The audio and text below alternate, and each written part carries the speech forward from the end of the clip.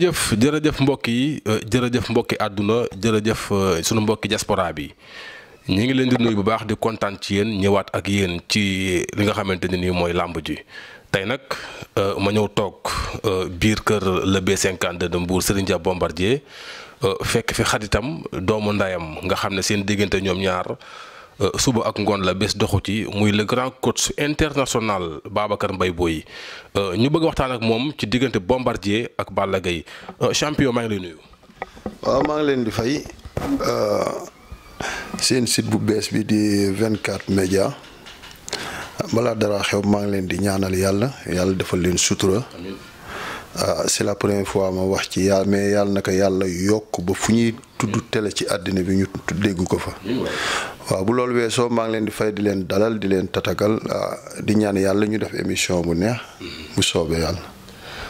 kooku nag mooy Babacar Mbaye nekk champion nekk ndaanaan bu bëree Mbaye ñu bëggoon a xam yow tamit aussi sa diggante ak Bombardier wax naa ko léegi suba ak ngoon la bés doxu ci mu mel ne yéen ñaar da ngeen a démarré ndoo bokk bëgg-bëgg. waaw sama diggante Bombardier da di diggante bu yàlla nekkal parce que sama diggante moom moo jiitu làmb. parce que bi ñuy xamante boobu du woon affaire làmb affaire yu dem géej la ak bokk ndoo dëkk tefes muy quartier bi ma dëkk muy tefes ñu bokk di dem géej ba man maa ko jiitu si bëre man maa doon bëre moom bërewul woon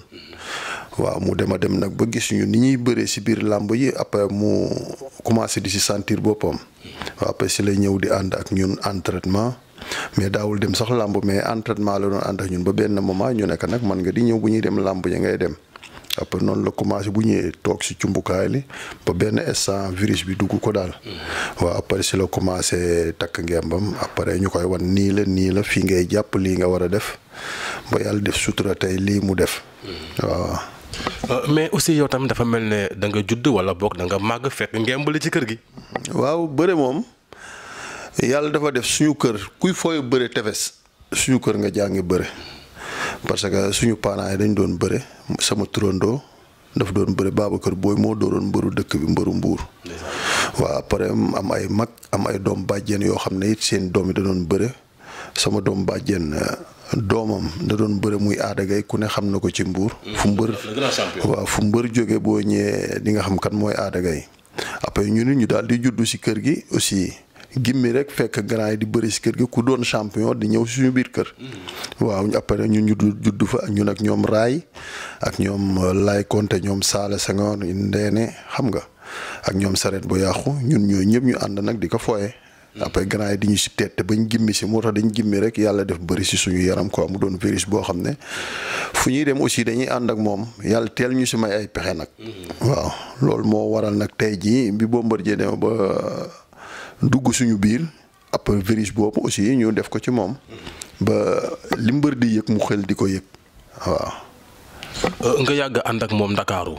yóbbu ko fu nekk ci réew mi tey ba mu dégg roi des arènes 2 fois te xam nga loolu aussi yombul est-ce que tey coach Mbaye Boye mën nañu wax tey lan moo ko gën a marqué ci diiran bi mu àndee ak le B52 ak léegi. waaw man li ma marqué si moom bari na Bombardier moom. li ma gën a marqué si moom day nitu jom suñu premier combat ak Balla Gaye bokkoon na si li ma gën a marqué parce que dañoo jël avance mu invité ñu boobu mu ngi tabax benn këram Médine mu invité ñu jënd xar ñu yendu foofu lekk ba ngoon mu jóg taxaw yëkki tànk bi dóor ko suuf ne Balla Gaye dama koy daan mu ne xam ngeen ne commencé guñu entraînement yi ñu ne mu ne Balla Gaye dama koy daan demuñu si mystique demuñu si dara mais Balla Gaye dama xam ne man maa ko dàq bëri maa ko ëpp doole. mu nekkoon le 8 juin 2014. voilà après bés boobu dafa doon loo xam ne lu ma neex la ba pare lim ma wax noonu yemuma ci loolu. dama ko topp di ko xool ci entraînement yi ma gis luñ doon def da koy def plus ma xam ne kon kii lii mu wax tegu ko si mystique tegu ko si dara. noonu laa ko topp ko noonu ba yàlla def sutura jour combat ba mu ne ma sa waay ma ne mu ne la ma la waxoon dinaa ko def. Balla Gaye mais du ku may te dama koy daan bu soobee yàlla ma ne mu ne ma waaw moo tax combat ba bariwul conseil. dama ko bàyyi rek xalaatam la bëre moom la ñëw def ko teg ko ci yoon ba yàlla may ko ci ndam. et puis Mbaye ñu amateurs yu bari dañuy wax xam nga yow Balla Gaye nga soit mais am na amateurs yu bari dañ ne woon. voilà aussi Modou Lo aussi noonu la demee. parce que biñ nee suba la combat bi samedi bi dañ dañ nekk sali reer ba pare mu tëdd ñu di ko massage. gars yi teg publicité bi si télé bi wane combat bi coow li ku nekk di ñu def si débat bu rëy mu toog ba mu yàgg mu jóg di ree ma nekk looy ree mu ne ma moo ne xool lamb ji ak engouement bi coow li am lépp te bu subaa ma daan Modou Lo ma nekk mu ne mu jóg taxaw def nii loxo yi mu ne Modou Lo fan la ma war a jaar pour daan ma ëpp ma expérience ma ne ko mu ne ëpp ma doole ëpp ma pexe ëpp may mbokk ëpp ma ginnaaw kon man gisuma fu ma war a mën a jaar pour daan ma mais bu ma yàlla mayee wér rek ñu fanaan ni ba bët set ak lii may yëg maanaam mu ne dama koy daan. avant combat. avant biñ nee suba la combat bi xam nga yooyu mbër day toll diggante yoo xam ne dafay am lu muy yëg si yaramam maanaam dafay liggéey pur et dur. ba day am yëg-yëg bu mu yëg loolu ku mas jaar si bëre wala nga xam bëre rek yaay yëg loolu. waaw mais ku si masul jaar lu yooyu doo ko mas a yëg. waaw moo tax yooyu bokk na si yi nga xam ne daf ma def impact sama bopp trop si sama carrière yi ma ànd ak moom. ok waaw. voilà kooku mooy coach su Mbaye Boye dégg ngeen kàddu yi mu wax muy kàddu yoo xam ne ci xol lay jógee tàbbi aussi ci biir xol ñu bëggoon ko laaj rek aussi ak Bombardier MMA bi nga xam ne mi ngi commencé monter ci carrière am ak défaite bi mu jógee barki Demba Ndiaye ak adversaire bi mu amoon depuis Pologne ñu bëggoon a xam rek Mbaye nan ngeen dundee défaite boobu Bombardier am ci MMA bi. waaw metti lool parce que aussi. daanu la mais loo masul xam si mbër koo xam ne yaa ko tette xale ba mu dégg daal yi masoo gis defet boobu ci moom suñuy après day am fu mu lay toll daf lay soge waaw daf ma soge woon trop metti ma lool guddi googu biñ jógee stade dem hôtel bi ñu dal ni ma toogee sëngéem sama loxo nii si lal bi damaa jékki rek xool fenêtre bi nii gis lumière bi jant bi jóg ma xam ne man nelaw man nii laa toogee bu bët set. parce que image boobu moo mënul woon dañ ci sama bopp. waaw mais après xam nga comme ñun ay jullit lañ après ñu dellu suñu xel si yàlla xam ne bis yi nga naan wiiw ekki sa loxo bis boobu am na ko fanaanoon na xar. mais pourquoi Mbaye nelawul dafa xam ki mu nekkal dafa xam champion am xam nitam mu dale ko tàggat at yu baree tey loolu ñëw lu tax Mbaye nelawul jour boobu. waaw li tax nelawuma jour boobu. Bombardier jombul kaw. ok parce que mbër la ki nga xam ne da nga nekk ci sport au niveau rawatina sport boo xam ne foofu dóorante la lu nekk mën na ñëw mais séentuuma ko woon. ba pare damay dégg ñu bari ne Bombardier combat bi est-ce que entraîné na ni mu toll nangam nii na Bombardier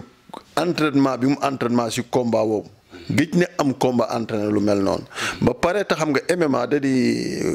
combat yoo xam ne nii duñ question comme ñun ni ñuy bëree fii nga xam da ngay dem si diin yi sëf ba diis ñëw taxaw bëre non ñoom dañ lay jox poids. dañ leen di peser yéen ñaar xool ki gën a néew poids ñu ne kii bu fekkee da nga ko ëpp lu bari ñu ne il faut nga am niveau boo wàññi.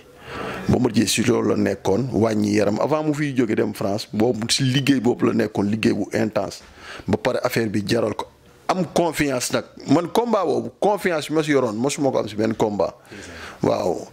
xam nga yàlla def na daanu na si combat boobu mais ba suba bu ñu leen boole waatoon damay am confiance ne Bombardier daf koy daan. ah bon waaw dama koy am. parce que xam naa ne ku juumul daanu du am nit mbër mi da ngay juum jël la am man xam naa ne dafa juum. parce que juum gi mu juum. te nit ki li nga dëkk di def toujours si ngay juum ba si bi ñu demee ba nga xam ne dara desul loolu pour mu dugg si biir stade bi salle bi ñu nekkoon yëpp si répétition boobu lañ nekk parce que gaayen bi crochet droit la am ak pied droit daf lay faucheté dóor crochet si kaw. waaw après nag aussi li taxoon ma xaloon si mer mooy bi nga xamee ne sa waay loolu liggéey nañ ko. ba mu daanu ci bi ñu accès bi mu waxee man si laa xam ne loolu ci mbër la bokk. parce que moom immédiatement bi ko waaju faucheté ñaari yoon mu attaqué ko dox ci kawam après dafa am vision bu mu gisoon. mooy maanaam dajeek waa ji ñu séddoo ay coupé mu daw dëbb ko sol parce que ñun dañu am loo xam ne mooy suñu fort muy bëre bi nee na moom la bëggoon a privilégié quoi maanaam dëbb ko sol sës ko si bare man ko baraake te loolu su amoon rek après li am keroog doonul woon am aussi ñëlee aussi ay champion lañ te ay nit lañ après mu ñoom it waa ji jàng ko parce que gis na Bombardier maam ci kawam ak corpulence bi mu am mu marqué par recul dégagé coup gauche droite même coup bi daaneel Bombardier njëkk na ko dóor coup foofu boo xool image yi na nga ko xool dóor na ko foofu coup Bombardier ñëwaat après bi mu dóoraatee benn nag si la kawo bi soog a am waaw moo tax man bi mu expliqué après man aussi mën naa li ko nangu waaw te xam ne lii lañ liggéeyoon mais nit ki li nga liggéey mbër yëpp xam nañ loolu dinañ leen liggéey loolu lii nga dem def leneen ba am ci ndam wala nga def leneen ba daanu ci mais soo expliqué rek su jaaree yoon dañ koy xam waaw. ok léegi ak règlement bi nga xam ne moom la CNG bi tëral mbër bu nekk fi Sénégal am contrat ak promoteur amatoo droit dem MMA loolu nan ngeen ko gisee yéen. waaw loolu moom bu ma sañoon dañuy bàyyi mbër mi ak sagoom. bàyyi mbër mi ak sagoom mooy su amee combat fii na respecté règlement bi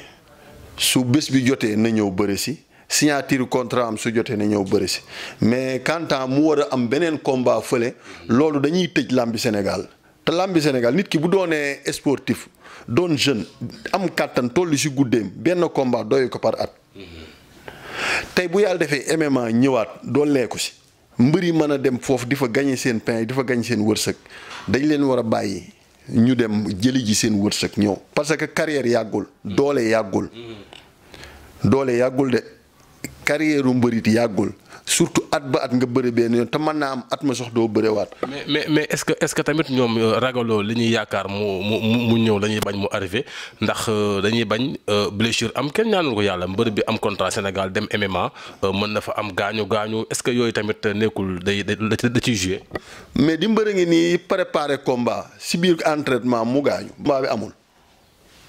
yi nga doom aadama da ngay jël lépp tekk si mbiri yàlla. mbër ngi préparé combat. ba combat bi des quelques jours mu am blessure bañ arrêté combat bi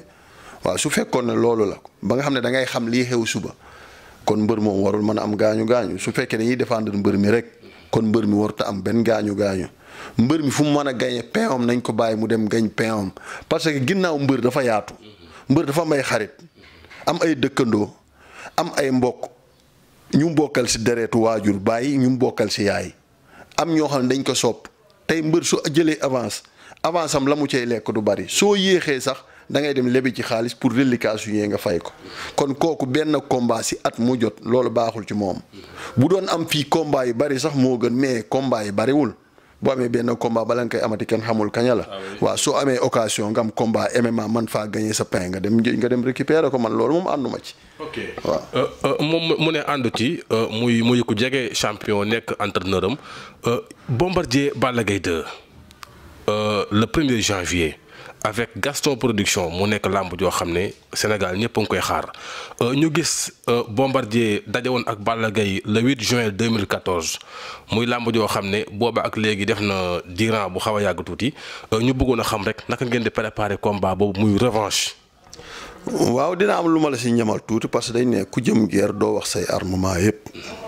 mais bëri dóor la ñu wax. bëri dóor na buñ ko waxee da ngay wàcc tous les côtés da ngay entraîner dóor entraîner bëre mais daal suñu diggante Balla Gaye lu mu ko jaral benn jaral nañu ko fukk parce que biñ ko daanee du ma fàtte mu dernier jàkkaarloo ñun ak ñoom 2S Bécaye daf leen laaj toujours loolu ma wax ko Bécaye daf leen laaj ndax ku si nekk yaa ngi ci wér Bécaye ku am xam-xam la dafa mel ni ku xamoon lii. ndaanaan la dafa mel ni ku xamoon lii. Modou Mbaye sa papa du sa morom day xam lu ñëwagul. si la ne est-ce que yéen ñaar yéen a ngi si wér mu ne man maa ngi si super forme ñu laaj Bombardier ne man macha allah maa ngi sant yàlla bu baax maa ngi si wér waaw ñu daan la ngay am yeneen looy wax lu tax combat bi lu mu ko jaral moom dafay jàpp si ne.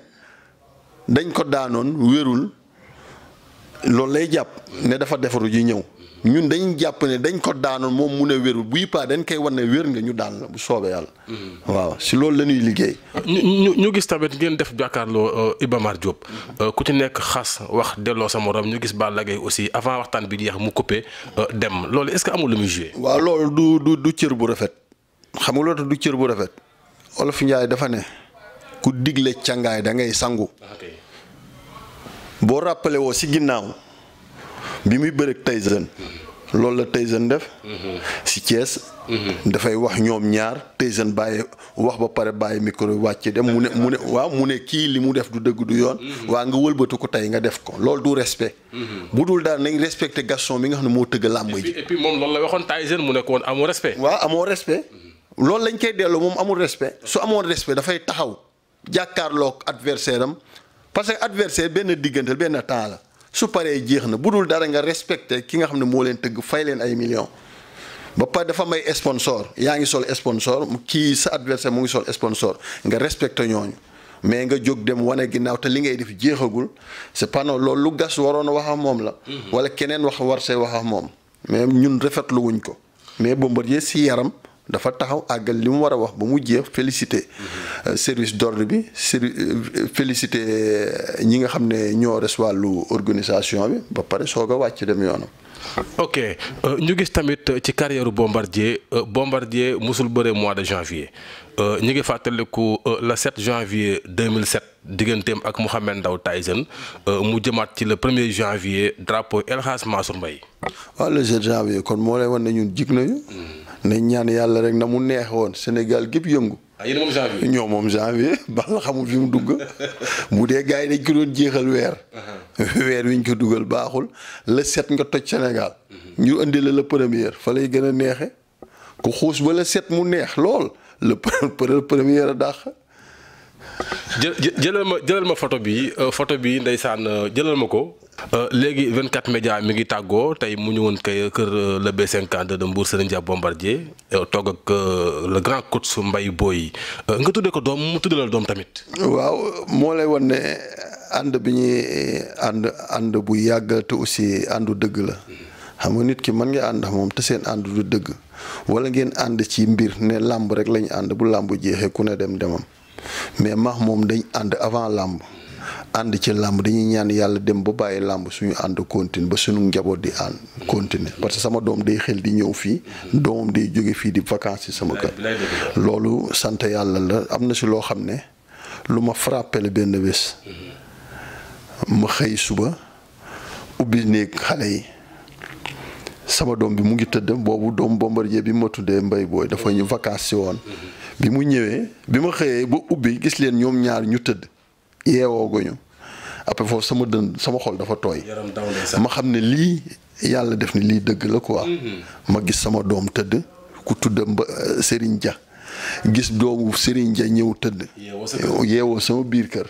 ma xam ne daal lii wax la lii du hasard quoi du hasard lu tax yàlla ubbiloo ma ne xale mu ubbi rek yem si image boobu ak ñoom ñaar niñ dendee sàngu noonu ma xam ne sama diggante ak Serigne dëgg googu si ne moom la ma yàlla wan ni misaal ma ko aussi maa ngi koy ñaanal yàlla bu baax combat bi mu jublu yàlla may ko ci ndam lu sedd guy oyof lool si barkeb Seydina Mohamed waaw maa ngi koy ñaanal yàlla bu baax. 24 média loo koy wax moo xew ci jamono. waaw 24 média moom bu dul dara sax ñoom matériel yi yor dafa sophistiqué. waaw sama xol sedd ci lool bi ngeen nee tël dugg si kër gi dama ne lii ban chaîne la. chaîne yu mag yi laa defoon ne moom la mais bi ma ko gisee ñu ne ñi chaîne bu bees buy soog a ñëw ma xam ne ñii mooy loolu rek yàlla ne leen yàlla leeralal yoon wi. waaw di ñaanal di wax yeneen. sportif yi ñu préparé te xam ne 24 média mu ngi ñëw. dal seen kaw waaw dal seen kaw ku mu ñëw si yow daal na nga ubbi sa dënn li nekk sa dënn nga bañ leen a ñaane dara nga wax ko ba mu neex. incha allah. allez merci beaucoup. aywa ñëw far. jërëjëf.